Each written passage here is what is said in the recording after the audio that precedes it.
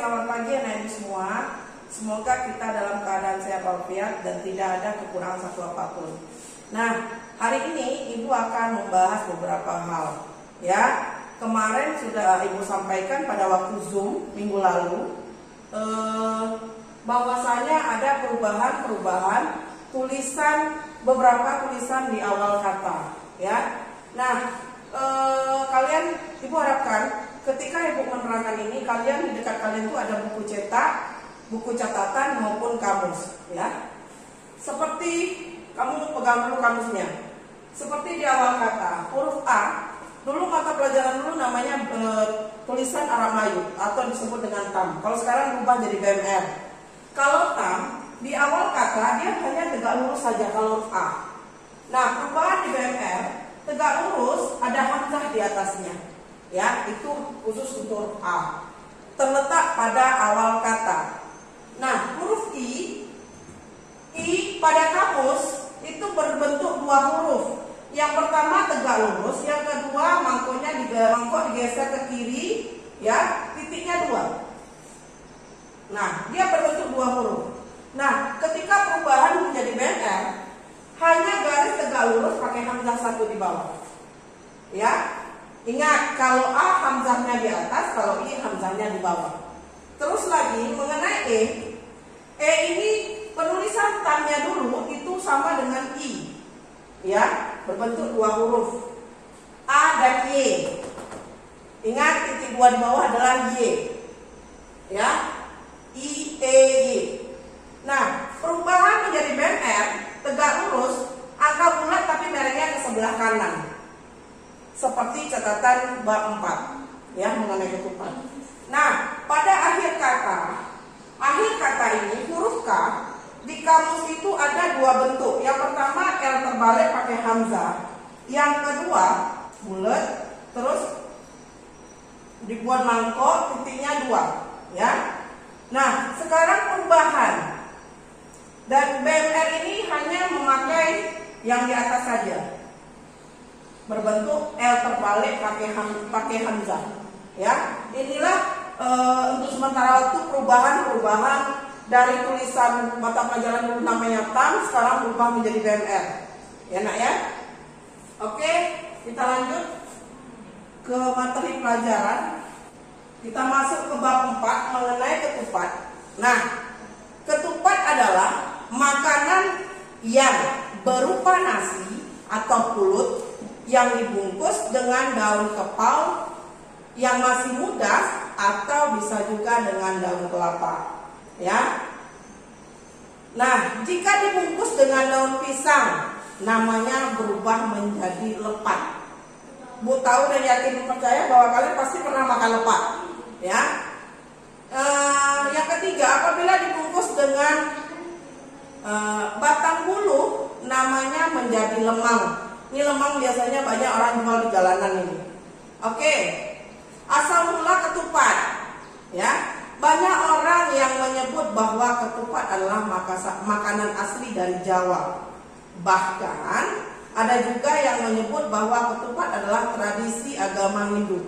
Jadi berbagai tempat banyak mengatakan bahwa ketupat itu berasal dari daerah mereka. Nah, sebenarnya ketupat merupakan makanan yang muncul, tumbuh dan berkembang di seluruh kepulauan Melayu senusantara. Nah, kalau di Filipina juga ada namanya lepat, ya. Tetapi disebut juga, dia menyebut bahwa lepat itu adalah namanya buknoy, ya. Nah, beberapa bentuk dan ragam jenis ketupat yaitu A. ketupat pasar, ya.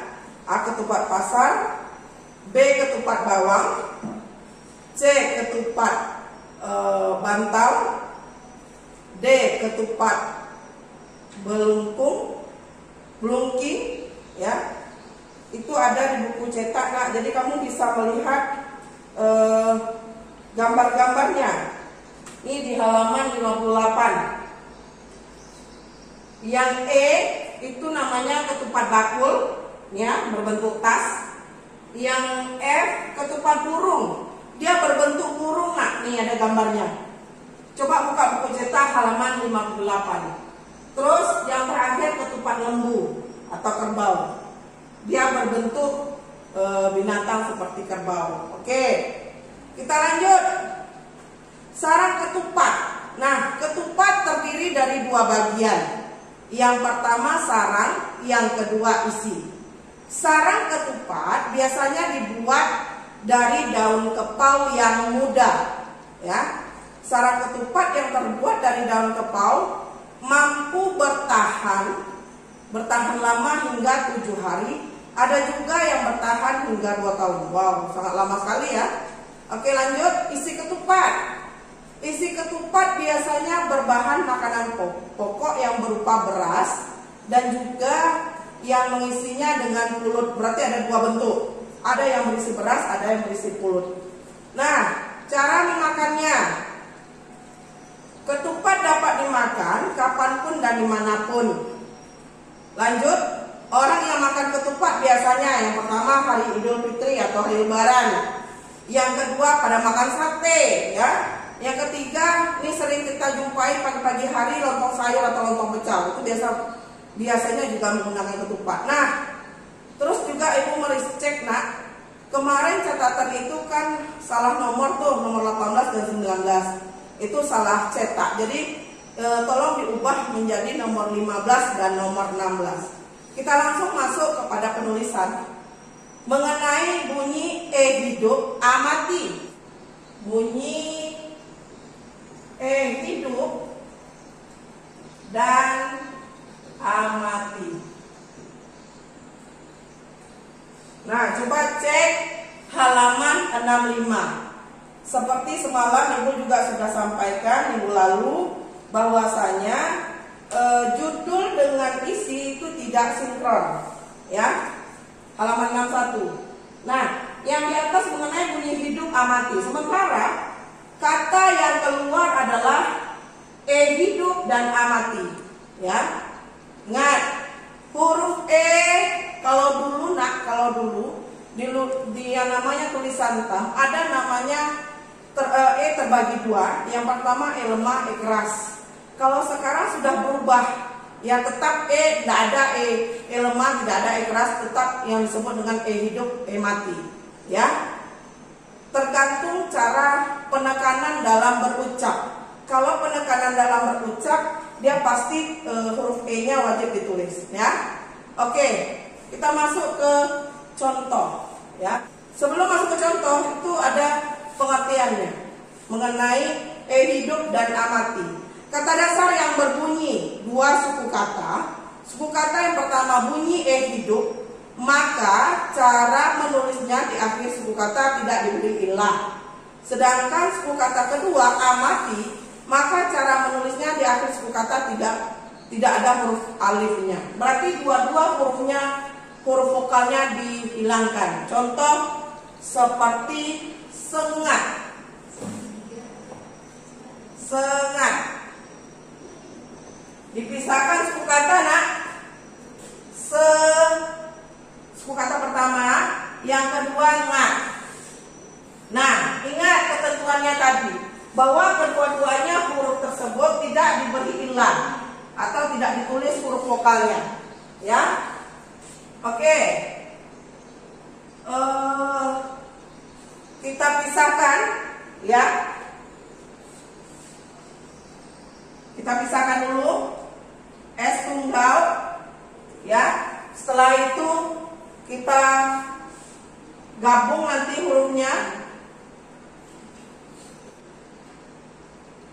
S tunggal. Terus ngat. Nah, ingat, ngat ini vokal A-nya tidak ditulis. Kenapa? A-nya bentuk A-nya amati, ya. Maka yang ditulis kita tunggalkan dulu. NG tunggal, T tunggal.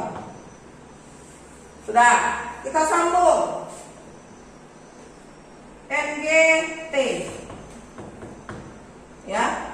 Ingat, ini suku kata satu pertama. Yang ini suku kata kedua. Ya. Kita gabung dari dua suku kata ini, ya. Kita gabung menjadi satu. Ingat, vokalnya kedua-duanya hilang. E dan A. Berarti huruf tinggal S, eng, NG itu dibaca eng dan T. Kita sambung. S awal, tarik garis ke samping, NG tengah, titiknya 3, terus huruf T. Sama ya dengan catatanmu. Yang kedua, benar. Pisahkan suku kata be dan nar. Nah, kita pisahkan. B-nya B tunggal, tetap B tunggal. Ingat nih SKL, SK1. Nah, ingat A-nya dicoret. Berarti tinggal N dan R. N tunggal, R tunggal. R tunggal. Sudah? Kita gabung N dan R. Ya, ini SK2. Suku kata kedua. Kita sambungkan. Benar. Ingat huruf yang hilang adalah huruf vokal. Kita sambung B awal, N tengah, R akhir. Ya, sama dengan catatan kamu. Oke, kita lanjut contoh berikutnya. Nah, ini ada pengertian lagi.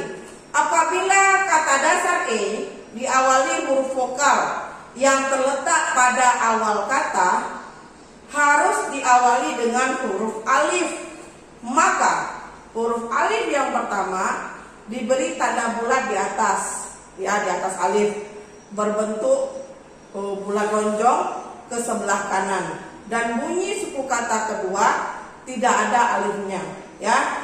Seperti yang aku bilang tadi, yang perubahan kata tadi. Oke, contohnya erat, ya. Contohnya erat. Pisah suku kata dan rat. Ingat tegak lurus, angka bulat lonjongan ke kanan. Sama. Ingat ini SK1, suku kata pertama. Rat. Nah, suku kata kedua ini, ya, vokalnya mati, maka tidak diberi ilah A, ya. Oke, yang tinggal R tunggal dan T tunggal. Kita sambung. R dengan T bisa disambung, nak. Kalau tidak bisa disambung, tetap dia terbuka. Tunggal dia.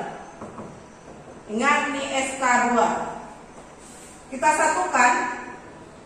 Erat, A, E, terus R dan T. Lihat catatan kamu, sama itu. Yang kedua mengenai elang. Ingat, huruf K ini berada di awal kata. Kalau di awal kata, dia wajib ditulis. Kita pisahkan E strip lang. Nah, E seperti tadi tegak lurus, bulatnya lonjong ke kanan, ya, sama. Ini SK1. Nah, lang. Ingat A ini A mati, maka A-nya tidak ditulis, ya. Huruf yang tinggal L dan NG. Ini yang tunggal. Oke, kita sambung. L awal dan NG akhir. Ya, ini SK kedua. Kita sambung hurufnya. Huruf per huruf. Elang. Tegak lurus. Pakai bulat di atas, tapi miring. Terus L awal dan NG akhir. Sama dengan catatan kamu. Lihat, ya. Lanjut.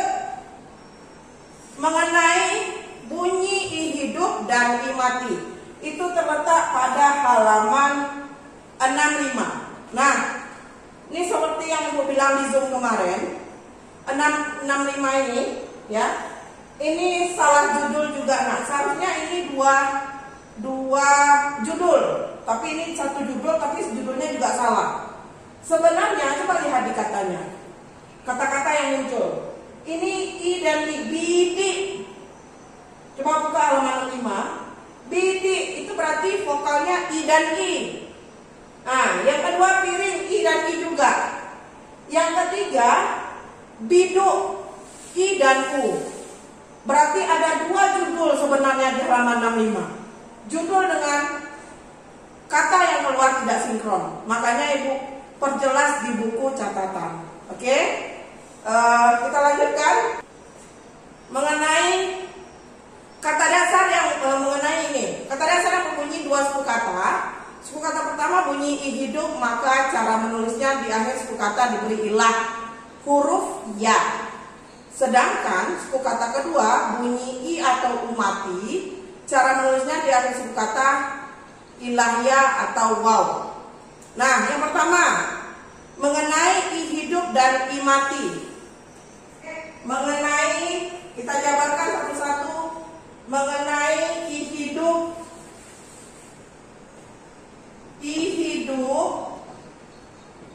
dan I mati. Nah, sebelum Ibu terangkan ini, video-video sebelumnya Ibu sudah terangkan bahwa huruf-huruf yang wajib ditulis baik dia hidup maupun mati adalah I, terus O, dan U. Ini semua wajib ditulis. Nah, mau dia hidup mau dia mati tetap wajib ditulis. Ya.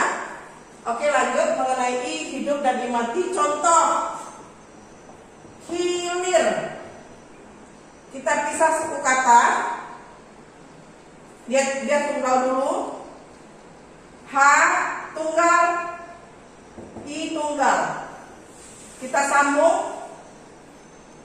H awal, I akhir. Ya. Ingat, ini suku kata pertama. Oke? Suku kata pertama. Sorry. Ini HI.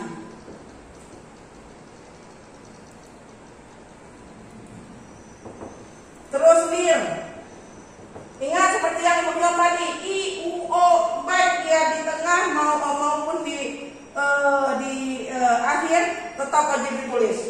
Hidup maupun mati tetap wajib ditulis, ya. Lir. L tunggal, I tunggal, dan R tunggal.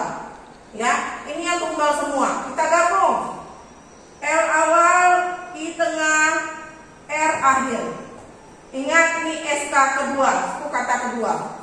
Kita sambung menjadi satu kata. Hilir. H awal, I tengah, L tengah, I tengah, dan R. Nah, jadi dia sama dengan catatan kamu. Sipit itu juga, pisahkan suku kata si dan pit, ya. Ingat, dipisah-pisahkan. S tunggal, I tunggal, jadi gabungkan si, SI. Terus pit, P tunggal, I tunggal, T tunggal. Sama seperti ini, nah. Ya, kita lanjut. Bunyi I hidup dan U mati. Ingat, nih yang wajib ditulis nih. Mau hidup dia mati, yang mau mati sama. Oke, contoh. Hitung. Hitung. Pisah suku kata hi dan tung. Ya. Kita tunggalkan dulu. H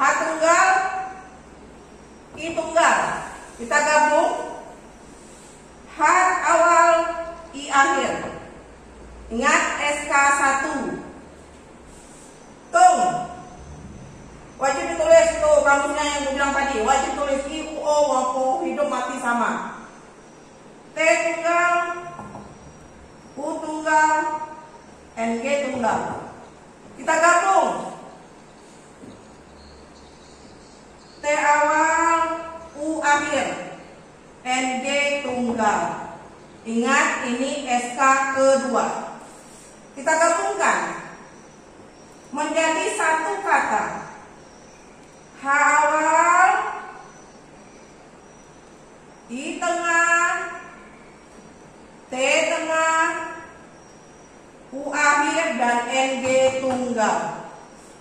Jadi dia sama dengan contoh yang ada di buku catatan kamu. Lanjut mengenai yang kedua, hitung. Hitung sama nah ya, sama. Tidur, tidur sama. Pisahkan suku katanya, sama. Ya, oke kita lanjutkan mengenai bunyi I hidup dan I mati atau I hidup atau U mati yang diawali dari huruf vokal di awalnya. Oke, kita lihat apabila kata dasar I dan I atau I dan U diawali huruf vokal yang terletak pada awal kata harus diawali dengan huruf alif. Maka huruf alif pertama diberi hamzah di bawahnya dan berbunyi kata kedua diberi ilah ya atau waw. Contoh I dan I. Ini ring. Oke. R I N G. Ini terletak pada tunggal ya Mak ya. Kita sambung. R I awal karena I tidak bisa disambung dengan I. Terus NG akhir. Ingat ini SK kedua. Kita sambung menjadi satu kata. Iring. I tegak lurus pakai hamzah di bawah. R tunggal. I awal. Terus NG tengah. Ya, sama dengan catatan kamu. Nah, izin juga begitu, sama, ya, sama tuh dengan izin. Oke, kita lanjut mengenai I dan U yang terletak pada awal kata. I dan U. Contoh, ya, contohnya ingus. Ingus. Bisa suku kata I dan ngus. Ya. Ingat masih tetap seperti biasa tegak lurus pakai hamzah.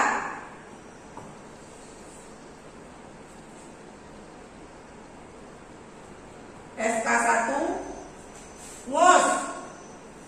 NG tunggal, U dan S tunggal. Kita sambung. NG awal, U akhir, dan S tunggal. Kenapa S tunggal? Karena U tidak bisa disambung. SK kedua. Kita sambung. Ingus. I. NG awal, U akhir, dan S tunggal.